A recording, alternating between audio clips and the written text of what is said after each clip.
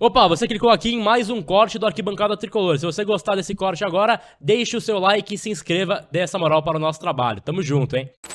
E aí, pra gente virar também a página aqui no nosso Papo com o Sá, para falar do assunto mais quente, o assunto do momento, que é Juliano Galopo, a possível saída dele ao Boca Juniors. É uma informação que circula na imprensa da Argentina já há algumas horas, né, dizendo que eles devem enviar uma oferta de 3 milhões de dólares ao Galopo, seria aí 16,7 milhões de reais, por metade dos direitos econômicos do jogador. E aí eu fui confirmar com fontes do São Paulo até o presente momento, né? Dia 2/7, 7h33 da noite, eles afirmam que não tem nada na mesa do São Paulo por enquanto, só houve a sinalização para o staff do Galopo.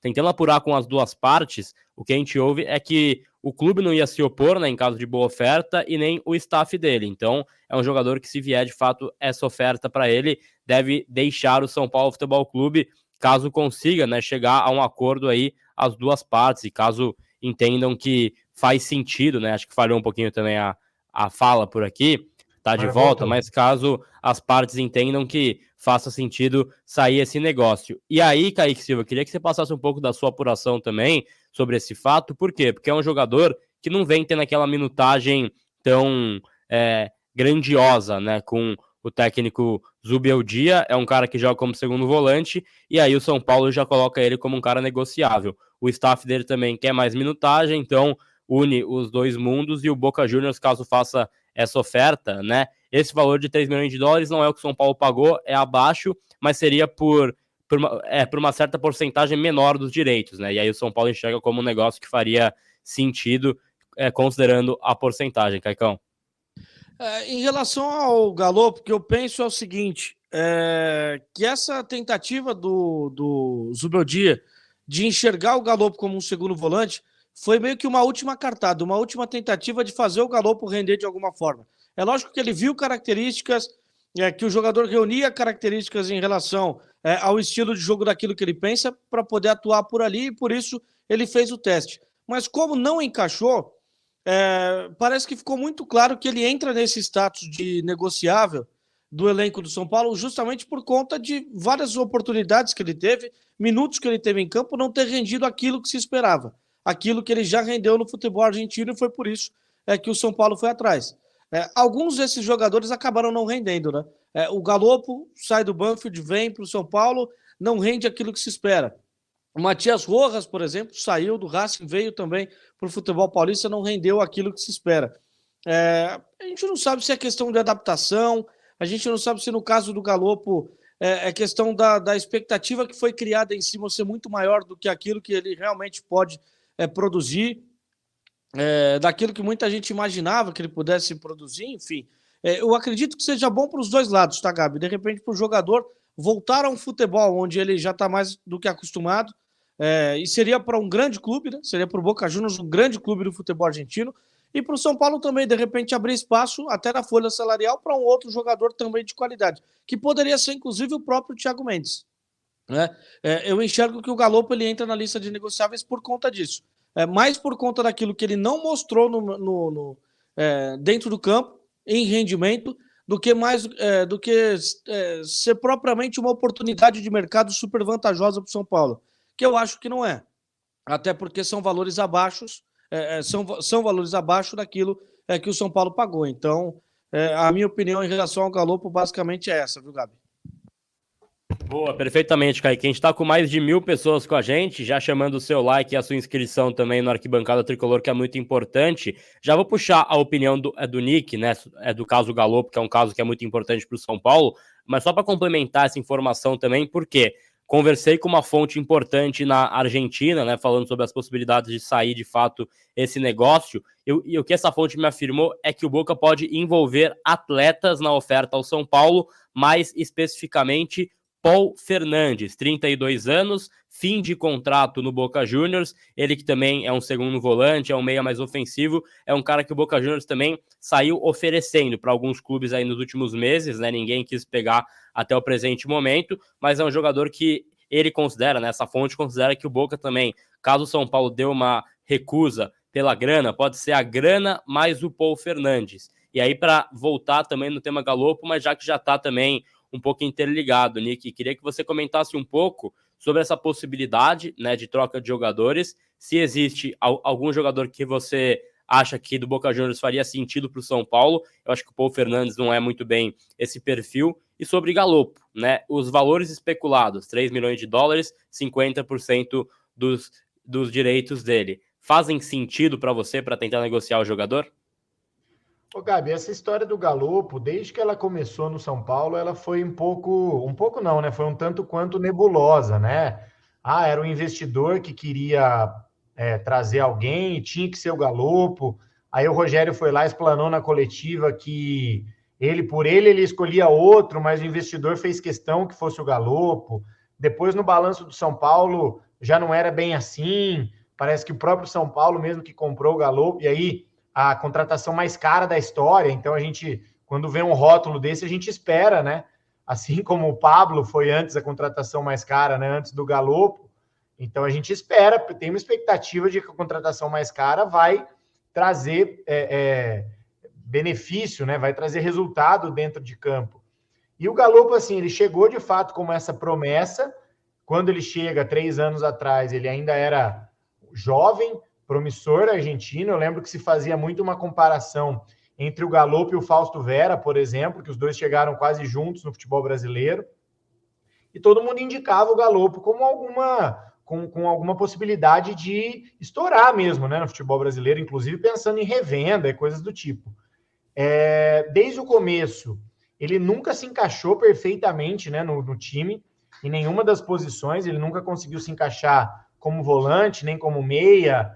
Teve aquela fase que o Rogério colocou como centroavante, porque não tinha outra opção, e ele fez uns gols no Paulista e tudo mais. Depois ele machuca, logo que ele estava se firmando, entre aspas, fora de posição. Então é curioso que a posição em que ele jogou melhor era fora da posição dele, né? E aí ele machuca e tudo, e agora ele está completando quase 3 anos de clube aí, 2 anos e tanto. E meio que a gente não sabe muito bem qual é a posição dele. Eu acho que esse é o principal defeito, essa é a principal crítica, entre aspas, para o Galopo, né?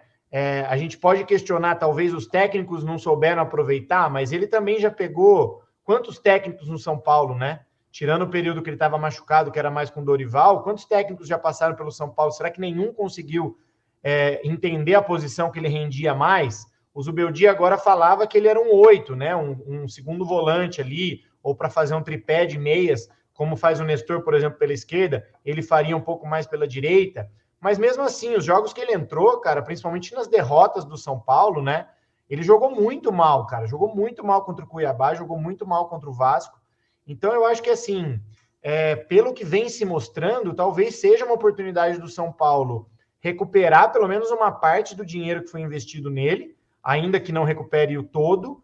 Fica com o percentual do passe dele, porque se um dia ele acabar estourando lá no Boca e for revendido, São Paulo consegue ainda faturar um pouquinho mais, mas eu acho que faria mais sentido o São Paulo fazer esse negócio sem envolver jogadores na troca, ganhar o dinheiro e aí contratar um jogador que seja um pouco mais específico para as carências que a gente tem, como, por exemplo, um volante, que seja mesmo um volante, ou um meia de armação que tenha uma qualidade para jogar nessa posição, ou um lateral esquerdo agora também, que sempre foi uma carência, e agora com a saída iminente do Wellington, vai se tornar uma carência um pouco maior. Então, acho que aproveitaria um pouco essa oportunidade para negociar e recuperar um pouco o prejuízo do que foi o Galopo, e aí com esse dinheiro acaba contratando alguém numa posição mais específica, mais especialista, né, dentro das carências do São Paulo. O único cuidado que eu teria, e aí já falando um pouco da questão do planejamento, é que a gente não pode se desfazer de um jogador de 24, 25 anos para trazer um de 30 a mais. O São Paulo já tem que ligar um pouco o sinal de alerta para a questão do envelhecimento do elenco, porque tem jogadores ali mais experientes, e o elenco vai se envelhecendo, né? Caleri, Rato, Alisson, Luciano, esses caras todos.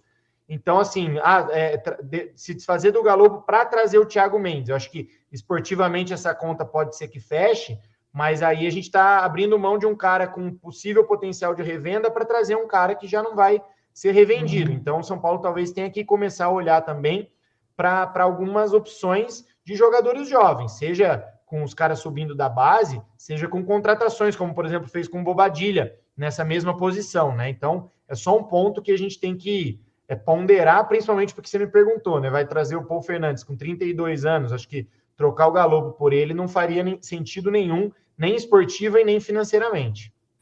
E tentando olhar apenas para a negociação do Galopo, sendo por grana, Kaique Silva. É um jogador, como o Nick falou, da chegada um pouco nebulosa dele pelo São Paulo. Ele chega, a gente vai até puxar aqui valores e o nome, né, do sócio que participou dessa história toda, que é o Evandro, né, que saiu também no UOL essa matéria. Ele é um investidor, né, que apareceu lá em 2021, matéria do Thiago Braga, do UOL, né? Então foi uma contratação de 6 milhões de dólares, à época 31,7 milhões de reais, e o responsável foi o Evandro Bey, que é o dono da Tricolor Chip, né? E aí também ele deu uma entrevista para o UOL, onde ele explica detalhes desse negócio, e aí fala, né, que vai ter investidores, então tem também a Dry Company, ele explica um pouco, você pode conferir essa matéria do Thiago Braga. Chegou aí por mais de 30 milhões, a oferta 16 milhões por metade. Em tese, né, Kaique Silva, é algo que para o São Paulo, pensando em termos financeiros, é uma grana que faria uma certa diferença e aí poderia ser um pouco realocada, né? Então você vende o Juliano Galopo por essa grana e usa essa grana para trazer o Thiago Mendes, mas esportivamente é uma contratação que não pelo jogador em si, que não é pavoroso, né? A gente não vai falar que ele é um cara que é horroroso, para mim ele é um cara regular, e por ser um cara regular, a cifra os caras pegam no pé com razão, né? Porque se ele fosse um cara que custou, de repente, 5 milhões de reais, Kaique Silva, a injeção de saco seria menor. É praticamente o mesmo efeito do Pablo, né? O Pablo era um centroavante nota 5, nota 6, mas ele veio a peso de ouro. Então você esperava um centroavante nota 8, nota 9, que ele não era, né, Kaique? Talvez se o São Paulo tivesse desembolsado 16,7 milhões naquele momento, por aquilo que contratou, por aquilo que comprou o Galopo, talvez fosse um valor muito menos questionado hoje por aquilo que ele desempenhou. Talvez estaria até ok, talvez todo mundo estivesse até de acordo com os valores que o São Paulo teria pago. Talvez o valor de mercado não foi tão bem analisado assim. Acredito que não foi um bom negócio para o São Paulo. Agora, em relação ao Paul Fernandes que você citou, né, Gabi, eu tive a oportunidade de fazer alguns jogos do Boca Juniors nos últimos tempos, inclusive a grande final da Libertadores. Né? Não é um nome que me agrada, até por aquilo que o Nick falou, seria mais um jogador 30 a mais chegando no elenco, né? Eu não sei se seria vantajoso para o São Paulo, a que ponto seria vantajoso para o São Paulo, um jogador que também está em fim de contrato com o Boca Juniors. Se não deu certo lá, num time que não conseguiu nem bater vaga de Libertadores lá no futebol argentino, que apesar do nome, toda a pompa que tem o Boca Juniors, mas é um time que há muito tempo não é mais aquele Boca Juniors bicho-papão, né, que apesar de ter chegado na última final de Libertadores, a gente viu que era um time que chegou muito mais pela camisa, pelo peso da camisa e pela tradição histórica que tem, do que por qualidade técnica em si. Não é um jogador que me agradaria o nome, até se não fosse envolvido numa troca, até se o São Paulo tivesse ido atrás para poder buscar informação do jogador, para poder tentar, de repente, trazer para o Brasil, não seria um nome que me agradaria. Enfim, eu acho que, de repente, uma compensação financeira total pelo Galopo, sem envolver nenhum outro jogador, talvez fosse um negócio menos pior, digamos assim. Eu acho que agora a situação já foi feita. Acho que o São Paulo pagou muito alto por um jogador que não desempenhou, por um jogador que não valia aquilo que o São Paulo pagou, e agora a compensação financeira é essa. É basicamente você comprar um imóvel e no meio do caminho tá curto de grana, você vai lá e faz o distrato, né? Você recebe pelo menos metade ali, 50% do contrato. É basicamente isso, né? Como se o São Paulo tivesse se arrependido no meio do caminho e agora vai receber só metade daquilo que pagou. Bom, você ficou aí com mais um corte aqui do Arquibancada Tricolor, então se você gostou, clica aqui na descrição, tem um link para a versão completa, aí você deixa seu comentário, seu like e se inscreve no canal.